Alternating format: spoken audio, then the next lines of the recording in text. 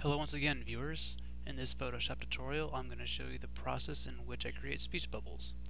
It is a pretty simple process and should take very little time once you get the hang of it. So what you see on your screen now is a image I have done in the past, and it's actually viewable in my gallery. It's just a random sketch I did on the computer. And behind it we have a blank document set at 1,000 pixels wide by 1,000 pixels tall, just for the sake of the tutorial. And to create a speech bubble, first if you have your text, which I'm going to have be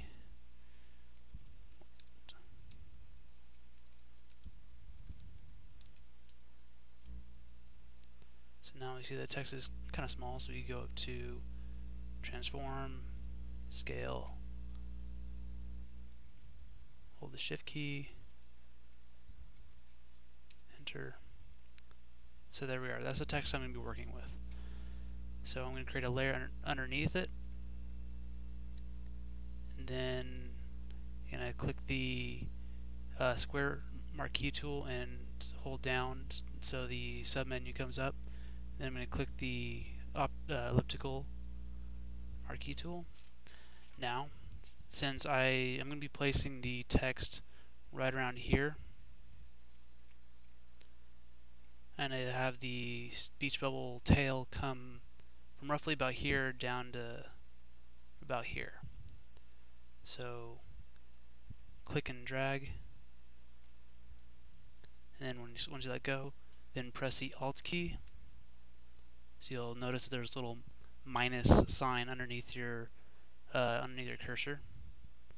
So now you click and drag, and you make it so there's just a sliver left. Now, once you let go, now hit the shift key, so now you see a plus underneath your cursor. Now you click and drag,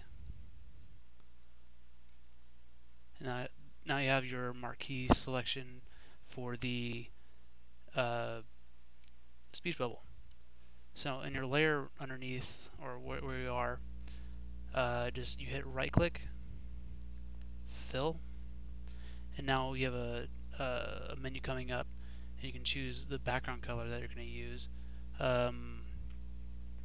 can either have the background color, which is this one right here. You can choose the foreground color, which would be whatever color is right here. Or you can go and select color, and it'll bring up a menu. You can choose what color you want to choose of the entire visible spectrum, or at least what's available from your computer standpoint. But since the character isn't doing anything evil or something that would give it a reason to use a colored background of the speech bubble, I'm going to keep it with the white, so it's going to keep it with the background color. So hit OK. Now if I hide the background, you notice that it's now filled in. So now to give it an outline, you right click, hit stroke, and just give it whatever pixels are 5 will work. You can either have it set to go 5 pixels on the inside, which will go from the marquee line 5 pixels in. You can have it go on the center and have it go 5 pixels either way. I mean 2.5 pixels either way. Or you can have it go 5 pixels on the outside. So I'm going to keep it on the center. So hit OK. And there we have it. Now what I'm going to do is I'm going to hit my arrow key, click and drag to here. Now notice that it's kind of big, so go under Edit, Transform, Scale. Now I'll hold the Shift key while I click the corner and drag. We'll scale it down. Let's go down to the appropriate size. Hit Enter. And now I can drag my text, scale that down.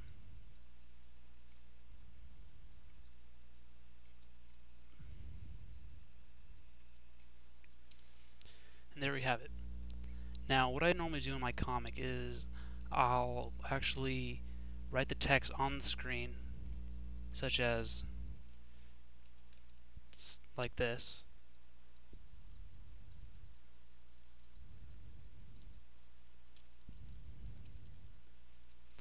And then I will do the entire process actually on the image rather than going from a separate image. Though I do know that there are some artists that do prefer starting in a separate image and making a template, then just clicking and dragging it over.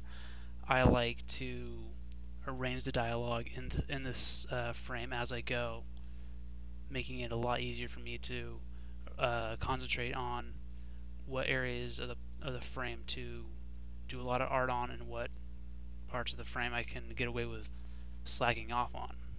No, you're not really supposed to do that, but it's what I do anyways. So there you have it. I believe this is all there's really to explain with speech bubbles.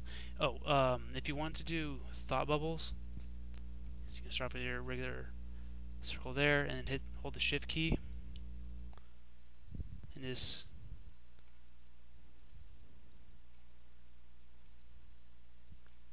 keep holding Shift and click and dragging and making little bulges on your circle.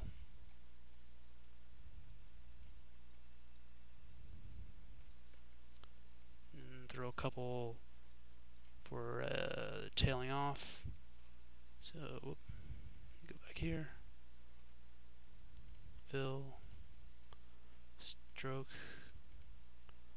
Then we have your very basic thought bubble.